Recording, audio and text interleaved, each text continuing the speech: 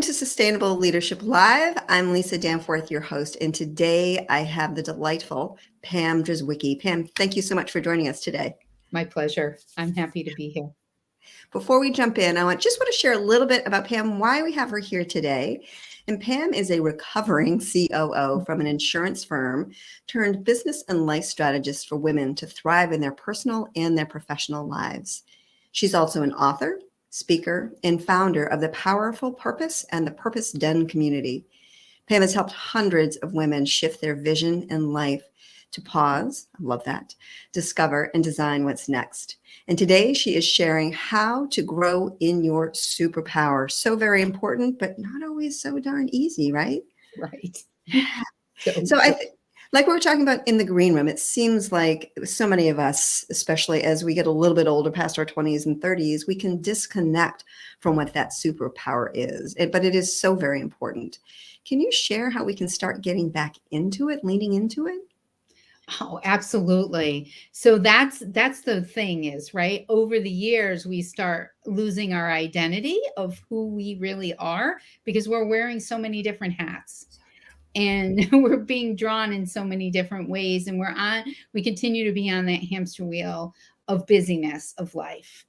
And one of the ways that I find is really to just give yourself some time in the morning to pause. I know it sounds simple, or it may be like, Pam, I can't do that. That there's no way, right? There's no way I could pause because I am going 100 miles an hour. But what ends up happening is if we start breaking down those narrow pathways in our brain to pause, and we jump out of that trench we've built of busyness, it will truly change the way that we look and how we show up in being better leaders of our life. I love that trench of busyness. Okay. I have never heard it referred to as that, but man, that just was like that hit. Yeah. How do we get into that? I know that sounds like such a crazy thing, but what I've found in my years as a coach is like it's happens slowly and then suddenly, right? So what are some of the things that we can be aware of so we don't get thrown into that trench? Well, I think one of the biggest things is boundaries, understanding, right? And we've talked about this, understanding the boundaries that we need to set in our lives.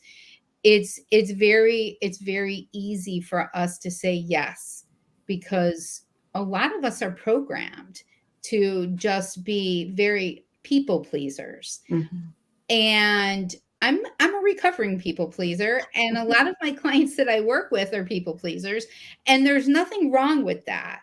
It's just when you stop and pause again before you answer a question, it changes everything. And it's not that it sounds easy, but it takes practice. It takes practice to truly understand what that looks like. So backfilling those trenches, I just picture them as divots in our brain, right? Like, okay, we're trudging through the divot. And to get over the divot, we really have to work and elevate ourselves. And what is that going to be? How are we going to elevate ourselves so we could pause and take the next step? I love that. Boundaries are so essential in everything that we do, especially stepping into our superpowers, because it's so easy to be connected to what someone else might possibly think or what's going on around us. Let's start with like, what's a boundary that you help your clients work on to really be able to step into and own their superpower? Boundary of time. That is really huge part to start. But when we take a step back around that, let's start with, why do we have a problem with setting the boundaries? What triggers that? So when we work around the feelings we want to have when we set those boundaries are easier to set because it's just not a no. It's, you know what? I want to feel more fulfilled. How do I feel more fulfilled? What do I need to do to feel more fulfilled? So we work through that process of understanding that, because the boundaries is the foundation, right? So you have the foundation, which for me is my faith and my purpose. And then to protect that, we have to start setting those boundaries. Mm. You're talking my language, starting with pause, right? We can, everything comes out of that pause, establishing the boundaries to protect yourself, your time, your success, your relationships. So very important. So we're there, right? We've got some boundaries. We're starting to create the space for ourselves. How do we truly start investigating and leaning into what our superpowers? Because it's so easy to have disconnected from them. Yes. So think and sit and thinking of when were you the happiest? Mm. Right? What does that time look like? What were you doing? How old were you? Were you working? Were you playing? Were you volunteering? Were you a stay-home mom? You know, just what is that time that really considers to be purposeful for you, that brings you joy? That when did it bring you joy? That is when you're going to start connecting to that purpose of your superpower. Is Mm. that is honing in, like your superpower. Just picture like Superwoman or Wonder Woman or Superman, right? Mhm. And they are who they are and who the world sees them to be Mhm. until they step into their superpower. And then they are who they are and what they're showing the world. So I think we get caught up in a worldly thing of what we think we need to be versus who we truly are. Mm. So pausing. I know we're using that word a lot, but I think, and I know in all of your work, you use the pause, because it's so powerful. It's so powerful when you take a breath and literally pause. And here's the thing, simple, right? Mm. Not easy. And this is where we can completely trip ourselves up. My belief is that everything comes from that zero sum energy, that pause of making intentional choices. Yes. And it's so easy to dismiss it, to, just move on. Yeah, I'll do that when I actually have time. Mm. Now, I'm going to back up just a little bit and ask you what may seem like a little bit of a silly question, but can you explain superpowers? What is it? Mm. So your superpower is something that really fills you up, something that is yours. Somebody else might share that superpower, but see it in a different light. Mm. So a superpower for mine is that I'm an active listener. My superpower is I'm a very good listener. And that helps me in my coaching, right? Because that's one of my superpowers. One of my other superpowers is I'm an amazing cook. So I get to, right? I get to do that. I'm an Italian kitchen Mhm. scratch in the kitchen kind of cook, but that's my superpower, that I can make meals out of whatever's in the fridge. So finding what fills you up, and it may be something, like I said, that you haven't done in a very long time. But when we find what that superpower is, we find what that purpose is, that's when we become better leaders of our life. So I would say sit down, journal. Journaling is always an amazing thing, and it doesn't have to be so structured, but just sit down and write the first three things that come to your mind when you think of, if you were a superhero, what would that be? What would that be? Great question. Really good question. Yeah. Do you find that people get stuck? They literally like, I just don't know. Yes, absolutely. And that's when we have to do a little bit more deeper work around that and ask deeper questions around that and have them maybe meditate on it a little bit and start bringing up times for them. Like in your questions that you're asking them. Bring up times that really, oh, yeah, I am really good at that. And feeling like, okay, now that you found out what you're good at, how can you utilize that Mm. in your life to help other people? I think when we find our superpower and we could use it to help other people grow as well, I think we're on top of the world at that point. There's a great Synergistic. connection there. Mhm. Yeah, Yeah. yeah.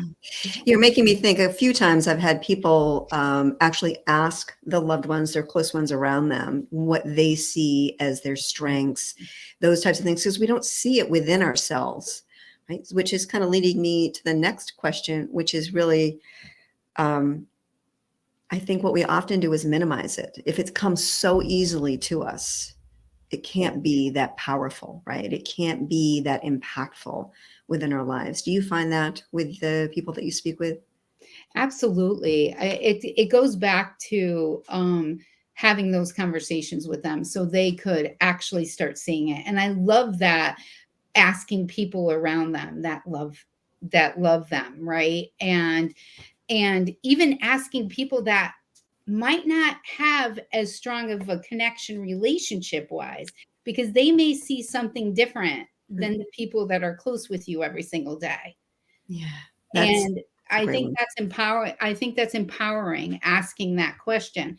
In Dan Sullivan in the strategic coach program, Mhm. he talks about your unique ability, like finding what, and that's kind of like your superpower, right? Like finding what is unique about you, what stands out about you. So Lisa, what would you think your superpower is? Oh, I think my superpowers, it kind of comes back to my tagline. I hold your hand while I kick your ass. Creating a very safe space to be vulnerable and be seen and empowered to step forward and create the change that you seek. Mm, that's beautiful. Now, that and finding what that is, like my superpower through all those years in insurance was tucked away. I didn't really realize what it was until I allowed somebody in to help me see it. So we have to be willing to be helped to see that, because when it comes difficultly and the trenches are really deep, you're right, you can't see past that. No, no, we have Mhm. to sit in the squirm. We have to sit and Yes. be uncomfortable to get to the point where we can be comfortable, confident, and really stepping out there. Hmm. Now, you mentioned before in the green room visualization and the importance of visualization. Can you talk a little bit about that? Because I'm a huge advocate. I believe that our images of the future impact the future that we experience. So I'd love to hear your perspective and take on this. Yeah, I think it really is such an amazing tool that is underutilized sometimes. um I'm all about what we think is what happens, right? So what we see, what happens, what we speak is what happens. That's why all that is really important, to stay grounded in that gratitude around things of where you shine, like what's your bright light. So when we visualize, like creating, for me with my clients, I create a roadmap to thrive, and we talk about the 8 buckets, and we really visualize how I want to feel when I reach this action step. And then we take that and we make these vision books. Instead of boards, we make books, and Oh, they're chapters in our lives that we're focusing on. oh, So yeah, it's so impactful. I started the vision books because I was asked to run a workshop for an organization in our town for the homeless, and they wanted me to do vision board workshops. And I was like, I can't do boards with them. What are they going to do with the boards? mhm. So I'm very creative. And I started, journaling and meditating and praying around how am I going to make this impactful? Because that's really important for me in the work that I do, that I bring impact, right? And it was the vision books. And we take the roadmap and we make our chapters. So that is really part of, and I encourage that part of that visualization happens on a daily basis. So when you have your morning time that you set aside, that you actually look through your book to remember what it is that you want moving forward. I love that. That I've never heard of a vision book. I think having the chapters, especially you can bring it with you instead of having to print it out or cut out a piece. That's Right. brilliant. I love that. Thank you. Thank you for, you just gave me a great idea. Thank you. Yes, it is. It's a great exercise. It really is. Yeah. Mm. Now, you recently posted something on your LinkedIn profile that just really caught my eye, and it was a post about Steve Jobs and purpose and the reason that we do things. Can you just talk a little bit about that? Because that just drives home everything that we're talking about here. I think just really stepping into it. Yeah, I really think with his thought process around success. And I think that's the biggest thing, is understanding how you identify your success is how you identify your superpower, is how you become the good leader or the better leader in your life, and like him in his world, right? So I just thought that post was so impactful because it went through the different steps that he talked about. And I can't verbatim think of every single step off the top of my head right now, but he just, what he stood for and how he showed up in his superpower was amazing. Even when, and I think this is really important, is even when he could not see it,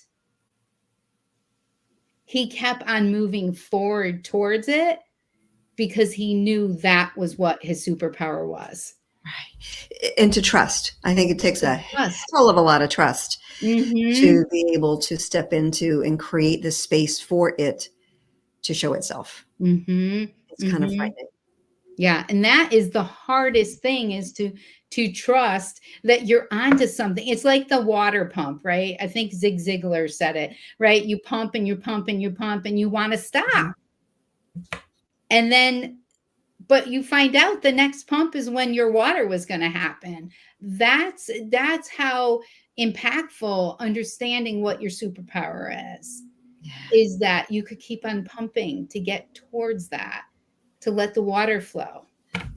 I love what you're saying. And with the visual that's kind of coming to me, is it doesn't mean you have to be sitting pumping, right? It's the consistency. It's the sustainability of consistently moving forward, whether it's speedy, and sometimes it is fast, right? Sometimes things do flow, or you're in the mode, you're in the flow, but there are sometimes that it's difficult. And that just means taking one step and moving towards it, even if you can't see it right in front of you, but you know it's there somewhere.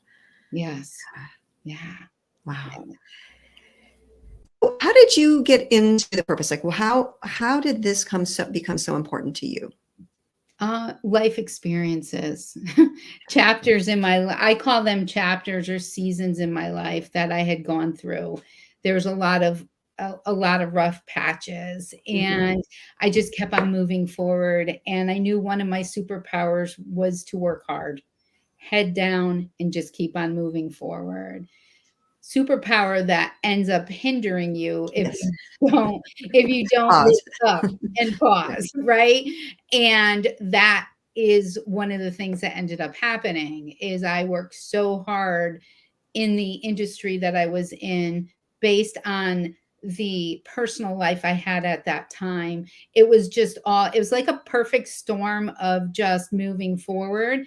But when I became that chief operating officer is when I hired a coach to help me be a better leader. And that's when the superpower really came out.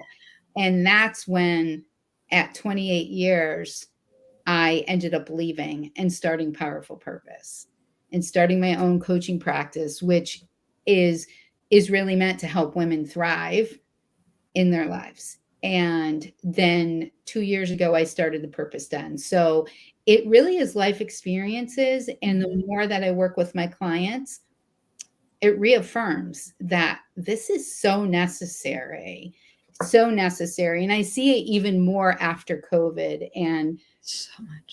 right. And recently trying to, over the past year, re-engaging yourself into society has been really impactful. The work that I'm doing even more. Not easy. I think COVID changed everything. The way we do Mm. business, the relationships, the way we experience them show up, and community. And community is so, so very important, because when we can see other people struggling with similar issues, we realize we're not the only one. It allows us to step forward and truly embrace who we are and what we're meant to do, the impact that we're here to make. So, Pam, this has been great. Thank you. I really appreciate it. I enjoyed myself very, very much. And it's been a pleasure to meet you and be on your show. I would love to know, if someone were to take away one thing from the conversation today and implement it, what one thing would you like for them to truly lean into to create that change that they're seeking?